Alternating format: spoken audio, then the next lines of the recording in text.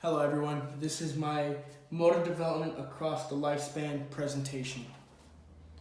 So first I just want to start off with the intro. Things we will go over is the development of a boy from birth. We will be referring to this boy as Jacob. I named him Jacob. Another thing is environmental factors that will have influences on him and his motor development, motor skills, motor learning, all that good stuff. His motor considerations at different ages. What I mean by this is different movements that he goes through as he's growing and their purpose. And finally, how the ecological theory kind of ties all these things together and I used as the basis of my paper. So let's talk about his 9th month in the womb. Right now, there's not really a lot he can do because there isn't much space in his mother's belly. He doesn't really understand what's going on. The only thing that we observe is his spontaneous. The only things we can observe when it comes to his motor development is spontaneous arm movements, spontaneous kicking. So those things can simply just be him waving his arms around while floating in there, kicking his legs while he's in there. One cool thing is I remember when my mother was pregnant, we can actually see my baby sister kicking. So a lot of people think those are just, like automatic reactions from baby because they're just moving, but actually it is working on their reflex and their movements. So at month 9, they're already getting used to, locomotion, motor development, all those kind of things, even though they start off at such a small and slow pace. New life. So as of right now, Jacob's just been born. He's a baby.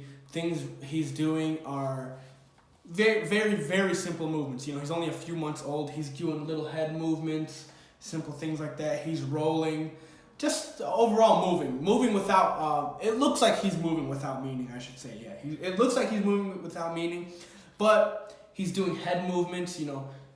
These little movements, looking around. They may just seem like he's exploring because he's bored, but in reality, these little movements are getting his neck stronger.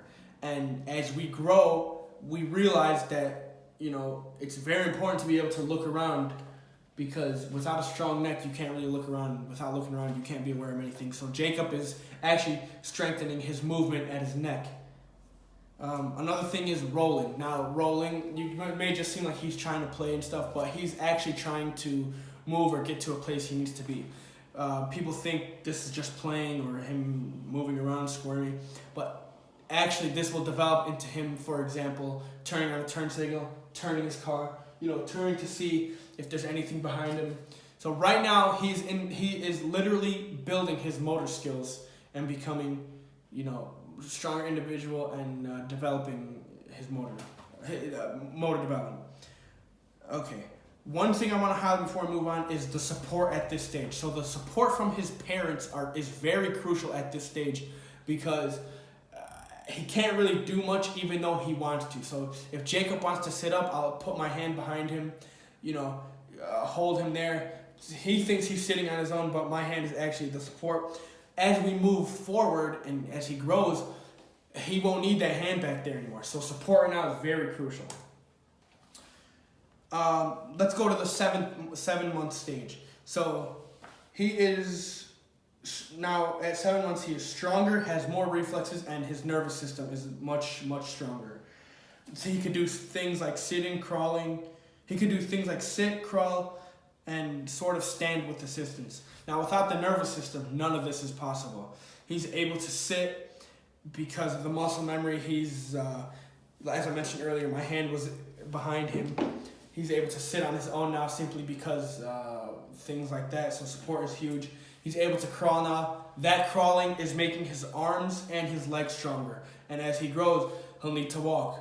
What do you need to walk? Legs. How do the legs gain power? Muscles. It's all muscle memory, motor development, and motor skills working together. He's also standing with assistance. That's another thing that helps his legs get stronger. So in the future, he could run, jump, hop, skip, walk, things like that. And a really, really nice thing that is happening right now is grasping. He's able to grasp his mom if he wants milk, pick up his toy. This kind of is the first way we can tell if he wants something. 3 years old. Yeah, 3 years old. Sorry about that. years old. He is walking, running, and grabbing with ease, like literally no help. He can jump with no help, none of that. At this stage, his form is a little off, but he's not able to do those kind of things on his own. And even though his form is off, he's still working on his movements that are going to become stronger and better as he grows. One big thing at 3 years old is his levels of motion and stability. Around this age, they're kind of uneven, so that's why his form looks a little off and some movements seem tougher than others. But as he grows, they will kind of level out and he'll have the same amount of each. And the physics of motor development are known as motion and stability. Once those two get even, he will be able to do things with ease. Now, let's talk about the ecological theory. Now, I chose this because Jacob, me and my partner, my wife, let's say in this case, have really influenced everything about Jacob. The environment he's in, the interactions he has, and the influences. As we move on, you will kind of see how we really influenced him in his movement and in motor development. 4 years old. Right now, he has just entered preschool. This is one of the first phases where he has to be able to make decisions on his own. His motor skills put to test, and when his motor skills are put to test in preschool, we will see how his parents' influence really played a role in how he performs when it comes to motor development. Parents' influence. So right now he's the firstborn and the only child. So all the attention is on Jacob. Jacob is the center of almost everything that goes on when it comes to his development. Obviously, he has his toys and stuff like that, but because he's the only child, it's always the focus is on him. The biggest influence on Jacob, though, is his father. So Jacob, I play professional basketball overseas. At home, I always mimic my game. So I'm constantly shooting, jumping, sliding side to side, hopping. My son Jacob sees these things, and he mimics my mimics. I know it sounds a little odd, but when he sees me shoot a jump shot, he starts doing that. Now, he thinks it's just a motion, but he's actually getting his arms stronger. This can turn into things like throwing away trash or pulling himself up after falling. My little movements are actually helping his motor development, get better. This is just another way the ecological theory has played a huge role in his development and why I chose it to be like the basis of my paper. Let's fast forward to 7 years old. Right now, he has mastered the basic locomotion skills. So he's able to walk, run, jump, hop, all those things using the right form without any assistance. Obviously, there's always room for improvement when you're 7 years old. But as of right now, as a father, I'm comfortable with him doing all these motor skills on his own because the way he has developed. One good thing, though, at 7 years old is I have noticed his ballistic motor skills have now appeared. Ballistic motor skills are when someone uses more force and more power to someone's movement. I think his ballistic motor skills play a huge role since he wants to be just like his dad and be an athlete. Ballistic motor skills make a lot of things easier for him and open up a lot more opportunity because, in other words, his movements are now stronger and his ballistic motor skills will continue to grow along with his manipulative motor skills. So, in other words, he's growing. 15 years old, so we've passed some time. He's played on basketball teams, joined after-school clubs, done a lot of things. And one thing I want to highlight is how his environment and interactions really shape the person he is when it comes to motor development. At 15 years old, he is now going through physical changes. Now, physical changes are like, in other words, puberty. He looks different. Bigger feet, just different things that kind of shift his motor development. When you have bigger feet, you take smaller steps. Just simple things like that. One really, really important key I would like to highlight is when height changes.